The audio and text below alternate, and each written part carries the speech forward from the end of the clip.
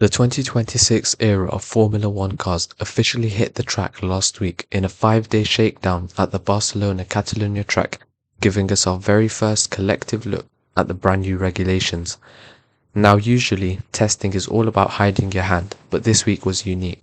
It was a closed session, no fans, no official broadcast, and a massive security lockdown.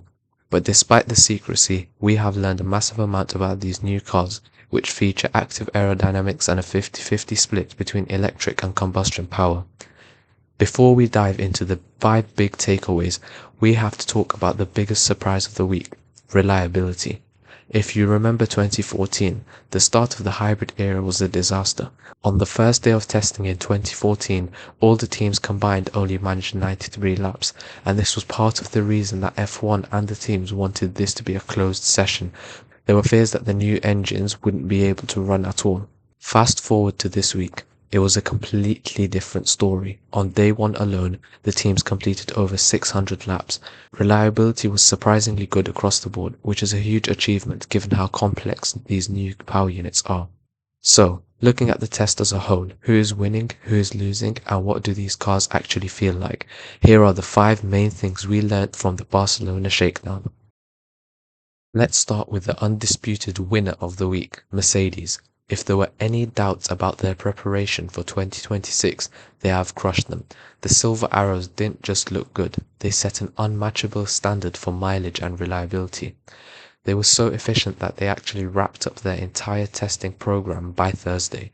That means they didn't even need to run on Friday when the track was at its fastest.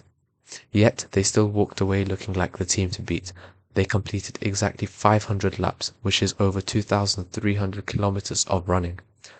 George Russell was beaming after the test. He called it very positive and confirmed that the car had no major issues and no porpoising, noting that the team is in a reasonably good place. Their trackside engineering director Andrew Shovlin backed this up, saying, "The car has enabled us to run the program exactly as we wanted. It's a huge testament to the hard work of everyone." Perhaps most worryingly for their rivals, Mercedes looks a step ahead of its customer teams, McLaren, Williams, and Alpine. In understanding how to deploy these new engines, they looked effortlessly quick and have set a very high bar that McLaren referred to during the week. While Mercedes grabbed the headlines for mileage, Ferrari was arguably the sleeper hit of the test. They went about their business quietly but very effectively. The SF26 ran extremely reliably throughout the week, clearing over 2,000 kilometers easily. And then, right at the very end on Friday, they showed their hand. Lewis Hamilton set the fastest time of the week with a 1 minute 16.348, putting Ferrari right at the top of the overall timesheets. The vibes coming out of the Ferrari garage are incredibly positive. Lewis Hamilton sounds rejuvenated. He said, "The car generation is actually a little bit more fun to drive. It's oversteery, it's snappy and sliding. I would definitely say more enjoyable." Team principal Fred Vasseur was cautious but happy, stating, "It's really early stages and most important is to be able to complete laps." Charles Leclerc backed all of this up, saying they managed to push a little bit more on the final day, which was nice to feel a little bit the limits of this car. While Mercedes won on mileage, Ferrari has proved that they are ready to fight at the front. Moving on to point number 3, and this is a big one: Red Bull Ford powertrains.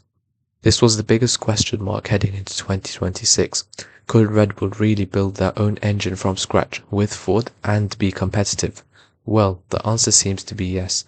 Despite rivals anticipating that new manufacturers would struggle, the Red Bull power unit ran with very few issues. Between the main Red Bull team and the Racing Bulls, the engine covered over 600 laps. Max Verstappen was clearly relieved, saying, "We've hit the ground running quite well. In general, for us with the new engine, to do the amount of laps that we did is very nice." Even George Russell at Mercedes had to admit he was surprised. He said it was impressive and quite surprising to see what the new manufacturers achieved, noting that many people expected them to stumble. It wasn't just reliability, the drivability seems good too. Isaac Hadjar admitted, "Surprisingly, we managed to do a lot more laps than we expected. For a first attempt at an F1 engine, Red Bull has silenced the doubters."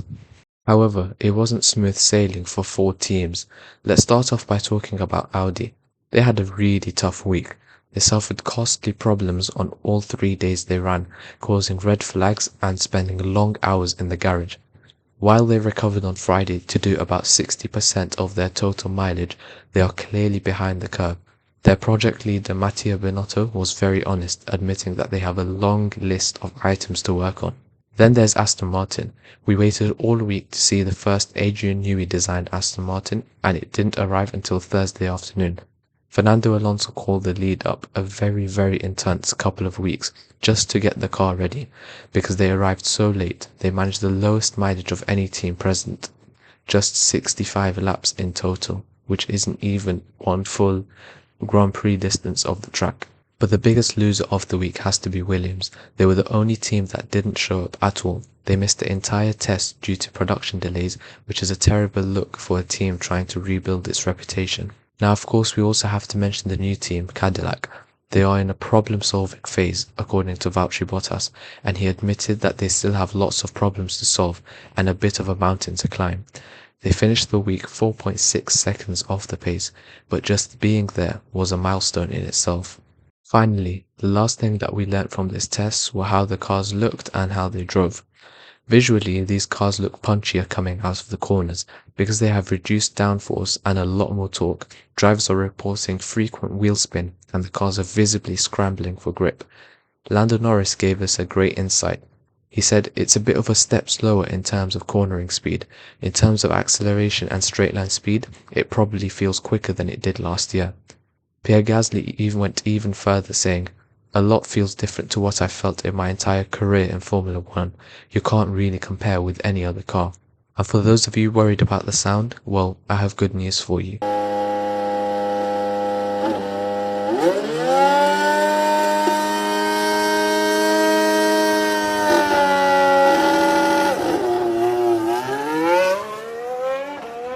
Because of the MGU-H being removed to muffle the exhaust sound, the cars sound louder and punchier than before.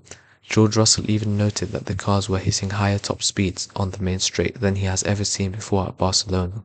Before we wrap up, I want to give you the raw numbers, because in testing, mileage is king. Here is the total lap count for every team across the week.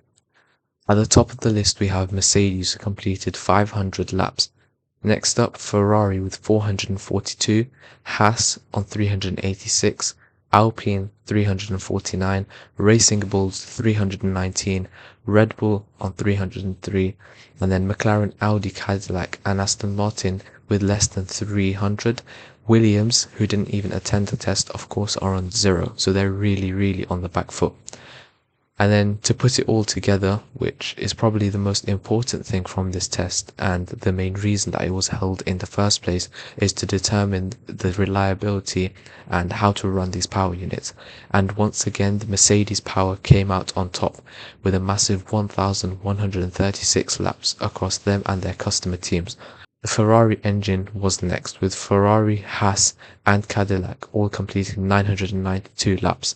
Red Bull, with only their 2 teams, completed 622, so a very solid number of laps. Audi on 240, so they have a lot of work to do to get those numbers up. And then Honda, being just in the back of Aston Martin, completed only 65 laps. So, Mercedes set the standards, Ferrari is looking dangerous, and Red Bull has survived its birth by fire. But for Audi, Aston Martin and especially Williams, the clock is ticking loudly before the season opener in Melbourne. Let me know in the comments below, based on this test, who's your early favourite for the 2026 title. Don't forget to like and subscribe. We're aiming for 1,000 subscribers by the summer break, and I'm always going to be here to bring you more F1 analysis. Thanks for watching and keep your engines running.